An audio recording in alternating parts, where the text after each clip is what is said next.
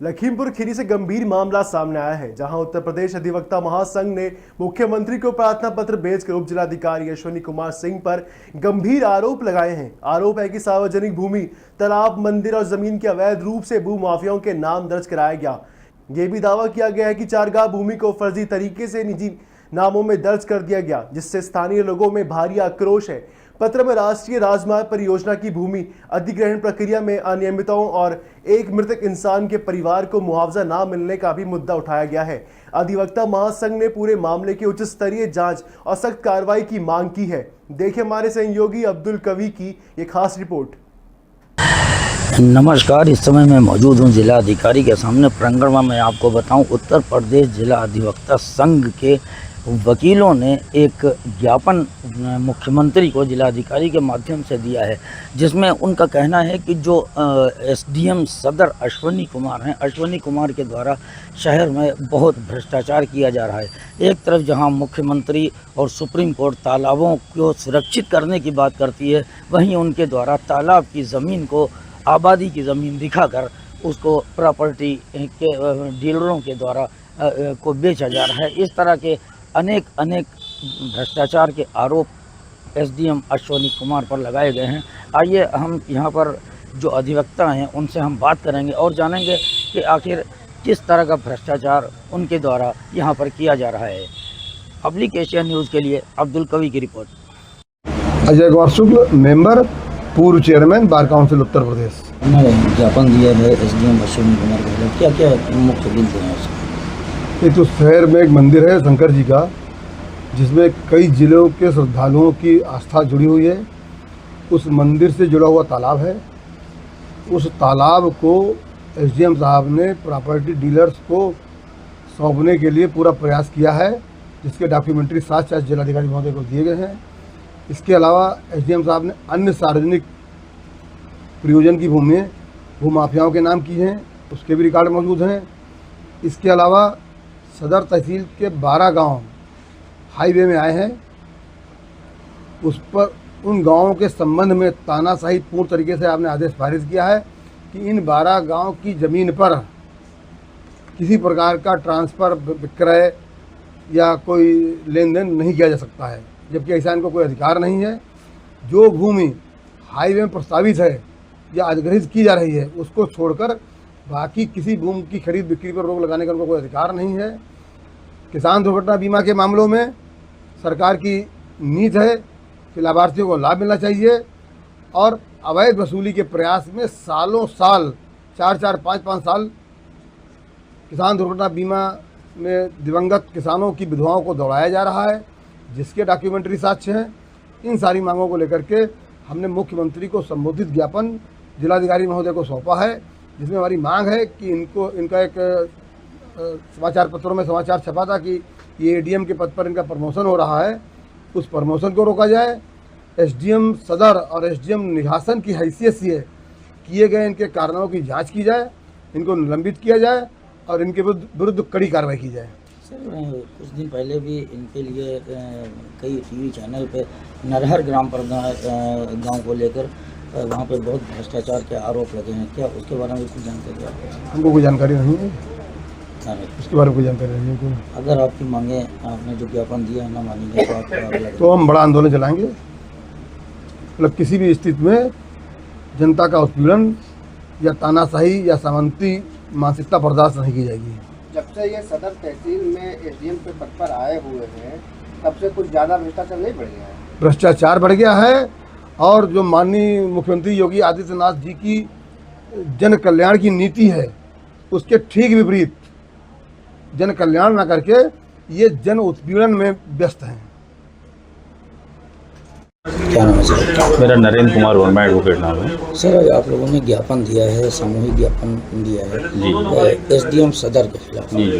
क्या प्रमुख मांगे हैं उसमें रखी हैं? ये हमारे शहर में एक लोगों की सबसे ज़्यादा आस्था जुड़ी हुई है, बहुत प्राचीन मंदिर है भूपुरानाथ मंदिर। उसमें पीछे तालाब है, उसकी भूमि को उन्होंने आबादी में दर्ज कर दिया, और ये बहुत ही गलत है कि मंदिर की भूमि को आपने आबादी में दर्ज किया, जबकि वर्ष 2025 में उसमें लेखपाल द्वारा जो जांच आख्या आई थी, उसमें भी कहा गया था, चूँकि ये जो तालाब है ये मंदिर की भूमि है, उसको दरकिनार करते हुए उन्होंने आबादी में दर्ज कर दिया जो ज़मीन तालाब की भूमि को, वो नितांत गलत और भाई गलत है। इसके अलावा और भी उसमें बहुत से देखिए, जनपद खीरी से एक पानीपत एक्सप्रेसवे निकल रहा है जिसमें 11 गाँवों की ज़मीन कहीं को उन्होंने बिल्कुल नाजायज़ तरीके से उनकी रजिस्ट्री पर रोक लगा दी है, जिससे उत्तर प्रदेश सरकार के राजस्व में काफ़ी हानि हो रही है। अभी तक ये भी कोई मतलब उसमें ऐसा नहीं है कि कोई आदेश आया हो, जिस तरह से उन्होंने रोक लगाई है वो भाई भ्रष्टाचार की हद कर रहे हैं वो तो।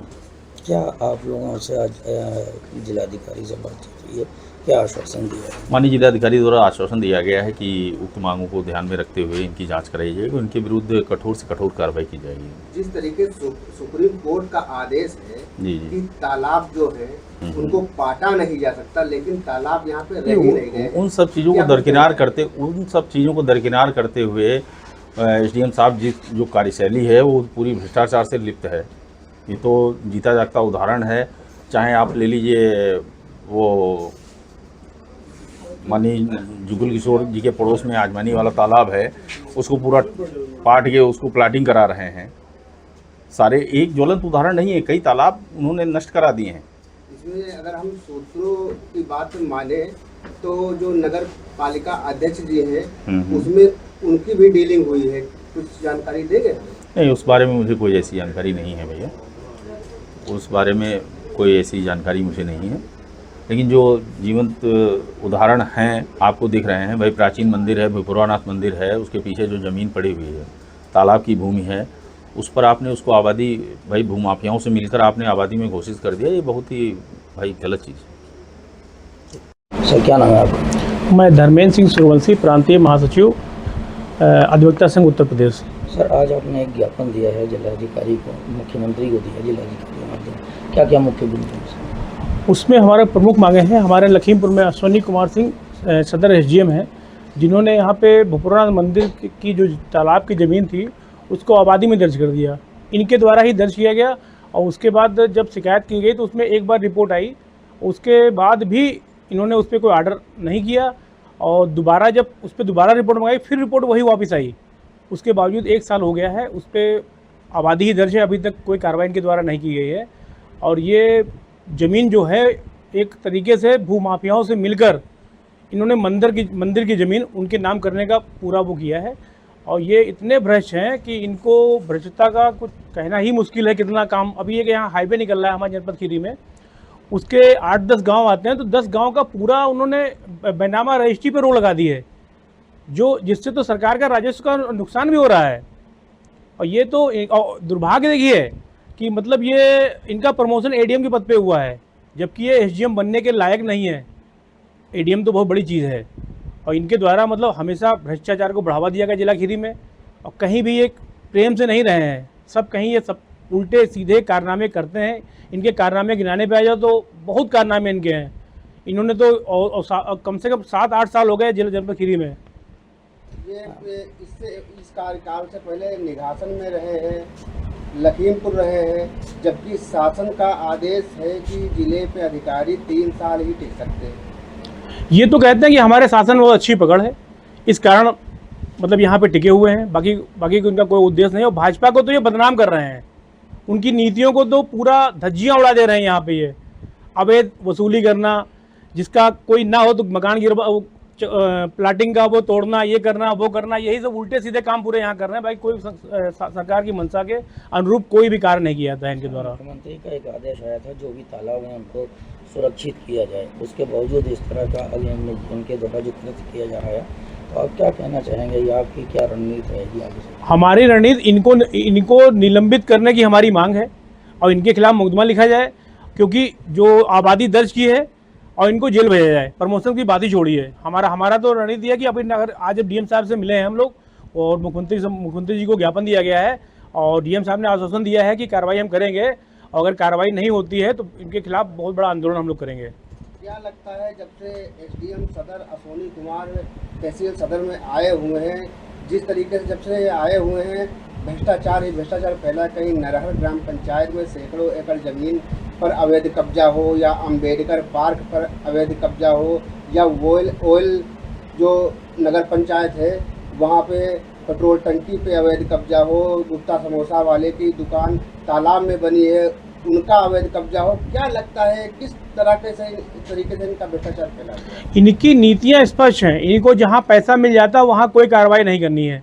इनको कार्रवाई वही करनी है कि जहां पे इनको पैसा नहीं मिला, अपने स्वार्थ के कारण, अपने स्वार्थ जहां इनका निहित, अपना पर्सनल निहित स्वार्थ होता है वहीं काम करते हैं। इसके अलावा कुछ भी नहीं करते हैं। कृषक आकर्षक कराने में 50,000 रुपये एकड़ तक का ये पैसा ले रहे हैं, खुलेआम ले रहे हैं वकीलों से। आज आप डीएम साहब से मिले, डीएम साहब ने क्या कुछ आश्वासन दिया? डीएम साहब बहुत ही अच्छे से मिले। उन्होंने कहा हम इसकी जांच कराएंगे, कार्रवाई करेंगे और आपका ये ज्ञापन हम मुख्यमंत्री महोदय को भेजेंगे।